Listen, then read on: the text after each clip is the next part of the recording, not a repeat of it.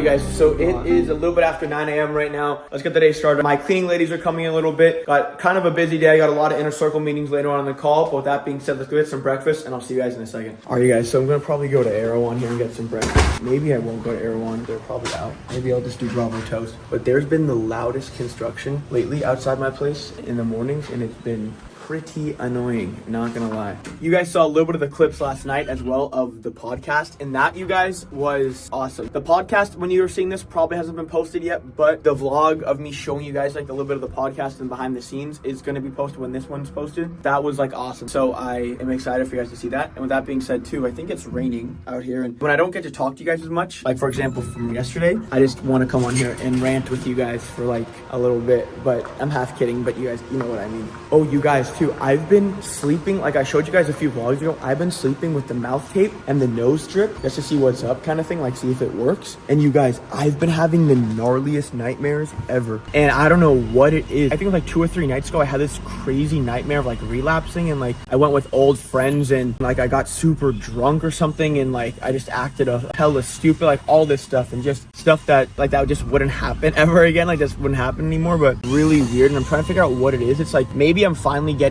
deep sleep, because I will say the mouth tape and the nose strips, I think they do help, not gonna lie. Like I think they actually help, and it's kind of interesting to like see how they feel. And you really breathe straight up just out of your nose, and those nose strips do affect your nose breathing for sure, and the mouth tape forces you to breathe out of your nose. But still, dude, it was like kind of gnarly, and it's all weird too. It's all with old friends, not like with like new people or something, or people I don't know. All these nightmares are with like old friends. And when you guys are sleeping, that's actually when you plug back into real life. Life is the dream. That's when you actually plug back into spirit. That's why, in my opinion, you'll die from lack of sleep before you'll die from lack of food. Sleep is so important. I'm not gonna say go sleep for 10 hours a day or sleep at 4 a.m. or something, but normal good sleep is really important. It's a big thing for sure, and I think a lot of people underestimate that. The goal is to not sleep for 4 hours a day and get to wake up at like 6 a.m. The goal is to just go to bed earlier. Like that's the key to waking up earlier, is going to bed earlier, but that's just a separate point. Let's just do Erewhon, you guys. I was gonna do Bravo toast, but let's just do Erewhon. But that being said though, the reality is that sleep is hella important, and those strips and those mouth things work for sure. But it was just interesting who I was with. We're like all old friends. Like my best friend, I don't think you guys know this about me, but I've had the same group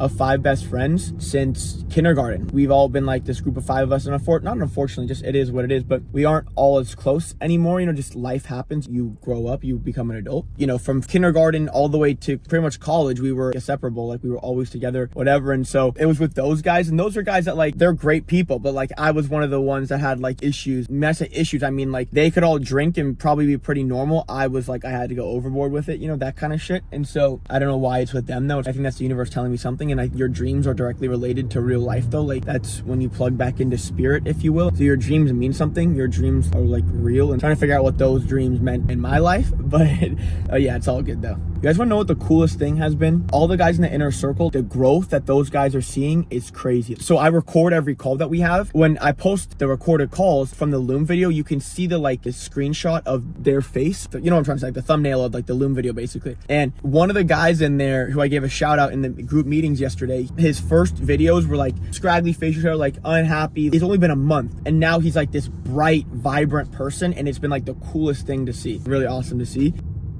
These are texts I get sometimes.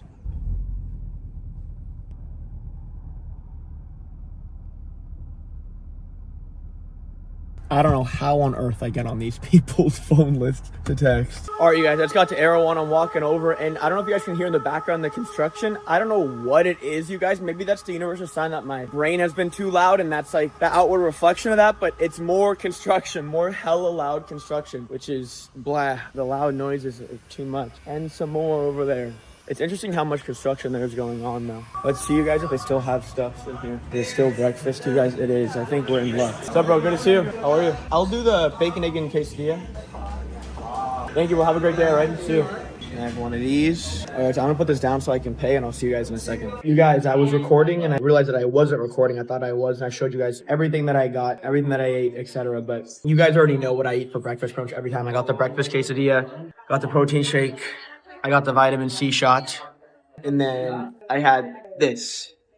You guys already know. I don't know why it does that. It's like low-key super frustrating. But all right, guys, I'm gonna finish up here and then I will see you guys in a second. All right, guys, just got to Bravo Toast here. Gonna go snag a coffee really quick. I'm gonna go home for a little bit, lock in, do some work, kind of some busier work to be honest with you. And then you're gonna hit the gym. How are you?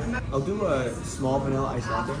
You guys, it kind of looks like it's starting to rain a little bit. I want to remind you guys something. I was telling some of the inner circle guys. In this sales game, you have to have a really short-term memory. A really, really short-term memory. And what I mean by that is you might have a call, a discovery call, a closing call, whatever it may be, and it might not go the way you want it to. Just like life in general, right? Certain things might not always go the way you want it to, right? But that's life. You have to become really good having short-term memory, letting shit go, and just on to the next one, right? You take a tremendous amount of pride in everything that you're doing. It might not go the way you want. You might not close the guy, whatever, and then it's on to the next one though, because if you go into a negative state of mind, you won't be able to extract the positive meaning from the situation. If you stay in the positive state of mind, you can therefore extract the positive meaning from the situation. But if you go negative, remember, because like attracts like, you'll never experience something you're not the vibration of. If you go look at the situation inherently negative right away, what's going to happen is that now you'll never be able to extract the positive meaning from the situation. Everything is there to be a positive thing. The universe, God, whatever you want to call it, it's so abundant, it's so beautiful, and it's so giving. It will never, ever, ever, ever steer you in the wrong direction. And a lot of people think, oh, lessons in life have to be really pretty and this just, musical movie-esque thing. No, a lot of times life is going to teach you lessons and kind of slap you in the face with it until you get it. What that really means is that it might not always look pretty, but you still have to stay positive and to extract a positive meaning from that situation. If you go negative, you're only going to experience negative. Life is meaningless. You attach meaning to certain things. You, at the end of the day, are attaching meaning to that thing, and you could attach it as positive or negative. If you choose, remember, you make the choice. If you choose to attach a negative meaning to something, well, that's okay, but then therefore you won't be able to ever pull a positive meaning from the situation. And nothing would ever happen to you if it wasn't meant to be positive and meant to be a learning lesson, good or bad, or anything in between, right? That's where life really changes, you guys, when you understand that you're in control of how you perceive things. You're in control of the meanings that you get from certain situations and certain experiences, if you will. Well, Dave, I'm intrigued, okay? So walk me through this, okay? I'm in a cool way. I'm intrigued. You got to understand that something that you're doing is justifying guys to give you $6,000. Not every spender out there, consumer out there, has $6,000 to go spend on info product stuff. So something you're doing needs to be 3x'd and 5x, meaning like something we should do 2 times more of what we're doing in that sense. You know what I mean? It's just no coincidence. Like, what do you think you're doing that justifies them being comfortable spending that much? Here's the thing, it's actually what I'm giving them, because I know what they struggle with, because I was them. Maybe I should say, what in the content are you doing that's attracting that type of consumer? Is it your age, you think? Because the reality is because guys I'm attracting right now are like 19 to 25. Yeah, it must be the age, yeah. Do we just sell the course for $1,000? Yes, that's how you effectively downsell. You give price and then there's so much friction there. Well, like, listen, man, I want to be able to leave you here with some value. With that being said, what about that I just mentioned was something that will get you there? Oh, the course stuck out to me. Okay, cool. So for what I can get you to get started today, I can do $997 for just a course. And we'll get you going today and that'll be sent over to you, right? This is how you effectively downsell. You get what I'm saying? Yeah, but you don't want to scare these people off on the content side. Like, hey man, this takes work. They're never like, oh, I don't know about that, Dave. Hear me out though. I don't know if that's horrible, because at the end of the day, now more than ever, authenticity shines through. Secondly, if you don't want the kind of buyer that's going to go in there and say, I want this to be easy. Well, because they'll be these guys will never do it. They'll never do it. And then it's almost no fun for you because you get no testimonials. You don't get to feel like, because I know you out of all people, at the end of the day, guys like you and myself actually want to help people. All right, you guys, so that was a call with Dave, one of my good buddies. I'm helping Bill out his offer with him. And I was talking to you guys a little bit ago. My cleaning ladies were here, and so I didn't get a chance to finish what I was saying. I kind of forgot what I was saying, but I'm almost done with some of this busy work right here. And then I am going to head to the gym. It's like 11:30 right now. Let me finish up this and then we'll head to the gym, all right?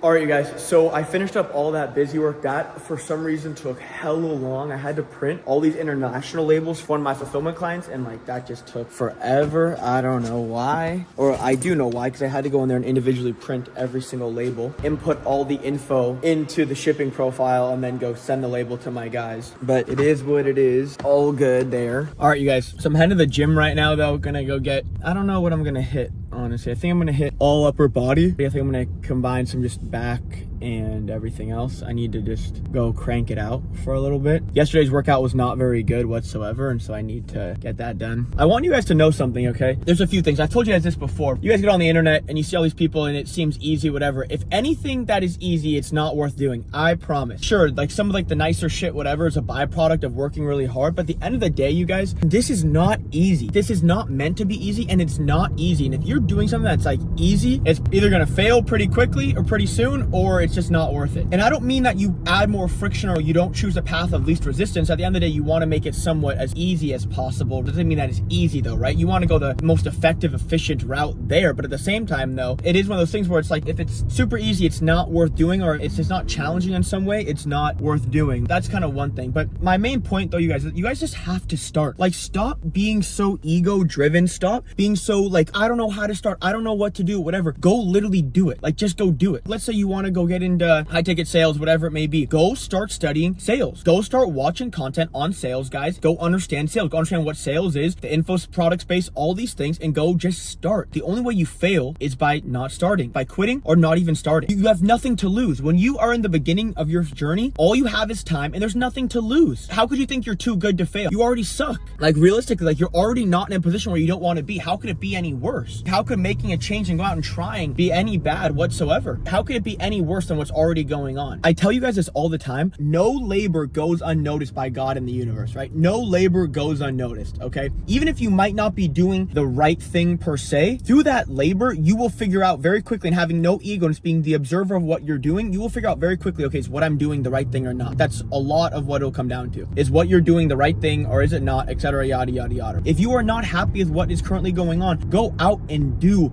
something. Just go out and try something. Go out and fail. Kind of like that old saying that goes like, you know, what if I told you that you were 100 no's away from a yes? So what would you go do then? Go find a way to be told no 100 times. So you do it full-heartedly with no expectation, just trying and doing it. You do it with no ego, but at the same time, you're doing it with this understanding of you're going to be on this endless pursuit of knowledge, and your real goal here is to just learn and learn more and learn more and learn more. And by doing that and just trying and going out and just trying, what's going to happen is you'll be able to learn and figure out, okay, this works. Okay, this doesn't work. I should do this. Okay, I should stop doing this. This isn't working. This hasn't rendered any results yet, right? So my point being, you guys, is just go out and try. Like, I can't emphasize that enough. Go out and fail a bunch of times if you have to. Fail forward, fail strategically. And when I say strategically, just fail with a plan. Fail with some level of an idea of knowing where you want to go, what you're doing, etc., and fail properly, you know? Go out and fail with intention and fail trying hella hard and learning from what you're experiencing. Bam. Sometimes, you guys, I kind of forget what car I'm driving. Not that it really fucking matters, but I just, like, forget. Like, I don't know. It's kind of like when you have tattoos, you forget about the tattoos. I think I see David's car, and I'm not in the mood today to be horsing around. All right, guys, I'm going to hop in the gym here. I'm going to go inside, and I will see you guys in a second, okay? All right, you guys, so it is 7 o'clock right now. I got invited today by this cool dude from the gym named Vito. Really nice guy. He's like in, not even marketing, more so like PR kind of stuff. He's speaking at this keynote event, like he's doing the keynote speaking. I think that's how you explain it. But he invited me over to this event tonight that I'm going to attend. It seems cool. Believe it or not, the guy hosting the event is actually in Beverly Hills, and he owns some fulfillment companies. He's probably double my age, quite truthfully, but that's no big deal. Just giving you guys reference on the layout, but if you get what I'm saying. So I'm gonna go to Erewhon right now, grab some food. Yeah, I'm gonna hop on a call right now though, so I don't know how much I'm gonna be able to record up until the event. I'm gonna pull my phone out and record a little bit at the event. They probably honestly want me to do that, but I'm not gonna record that much. Like, I'm not gonna record probably any interactions. We'll see though. I'm just giving you guys the prefacing touch. I'm gonna grab some food. I gotta hop on a phone call right now, and I will see you guys in a little bit though, okay? All right, guys, I'm here right now. Kind of interesting crowd, but I will try to record a little bit of it, and I'll see you guys after. All right, you guys, I just finished that. The guy I came to see is done. I paid a driver to stay with me for the night. Here's the house, though. Pretty sick house. Spectre, Rolls-Royce Spectre, super fire. But the speakers are all done, and now there's gonna like drink and stuff in there, whatever, and not my vibe and not what I'm gonna sign up for whatsoever. Here's my guy. What's up, brother? How are you? Here's the view. Look at this view, you guys. I don't know if you guys can see the view, but the house is on Mulholland. Mulholland is like a pretty famous street. Here's maybe a better, there's the house.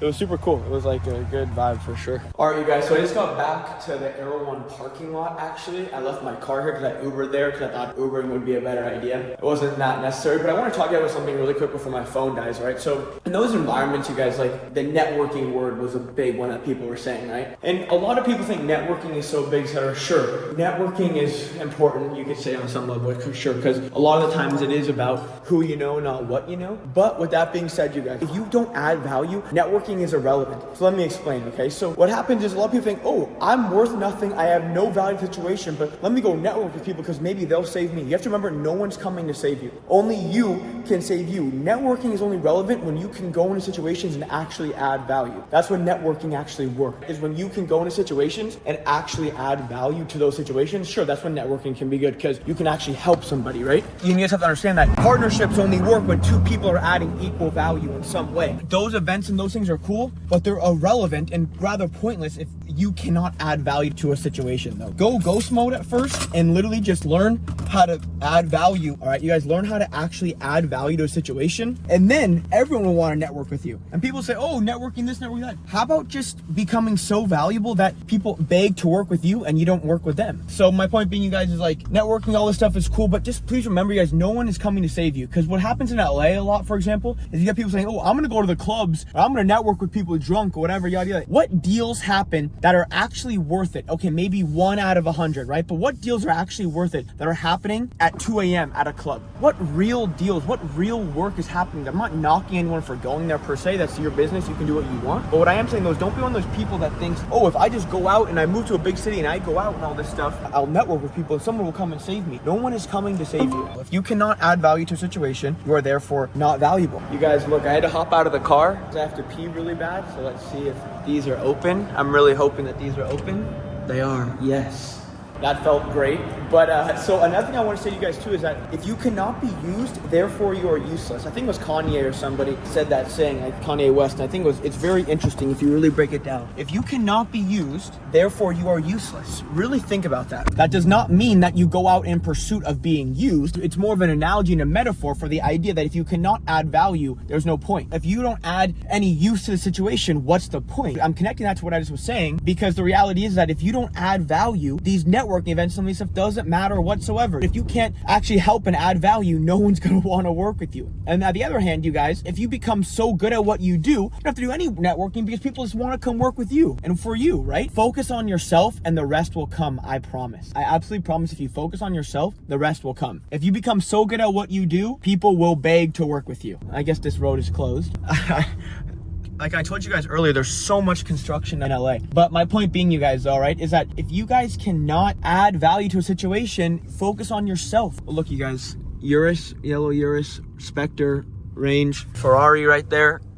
Go places that, you know, inspire you. Anyway, my point being, you guys, I can come on here and yap with you guys forever. But at the end of the day, though, I'm super selective. If you guys ever see me in public or whatever, I'm pretty quiet. Like, I do not go out of my way to speak to people, really. Because at the end of the day, I believe in myself so much. Not that I think I can't gain value from working with other people, but I'm such on an endless pursuit of improving myself because I know that I cannot add value to anybody else if I cannot add value to myself. If I can't figure it out on my own, I can't really figure it out with other people. Sure, yes, of course, to grow and scale your company, it's all about people. You can probably hit $500,000 to $1 million by yourself, but you're not going to be able to hit to 10 million on your own, right? So it takes other people, absolutely. But that's a different kind of context. And some of these LA or like these bigger city stuff, people just like coming around to like bullshit, you know, and I don't have time for that. You have to become very selective about who it is that you spend your energy and your time with. It's just understanding and becoming almost rather obsessed with the idea of being particular about your energy. At the same time though, knowing that like it doesn't even matter if you can't help yourself. So become on this endless pursuit, you guys, of wanting to help yourself, becoming as good as you possibly can. And through that, you'll be able to help other people. And if you become good enough, anyone will want to work with you. Think of the greats, think of the best of, and any industry you're thinking of, think of all those guys. Do you think those guys, anyone's going to tell them no if they wanted to work with them? They didn't get there by asking other people to work with them. They got there by themselves and their knowledge. Right? I'm not saying you do it all on your own, but I think you guys get the analogy that I'm making. But all right, guys, it's like 10:15 right now. I didn't stay for any of the after stuff, like I said, because it's just not my scene. I'm heading home right now, and I will see you guys back at home. Right? I ain't seen the sun in 7 days like I've been doing time. That's just how I got the back, built up when I'm on it.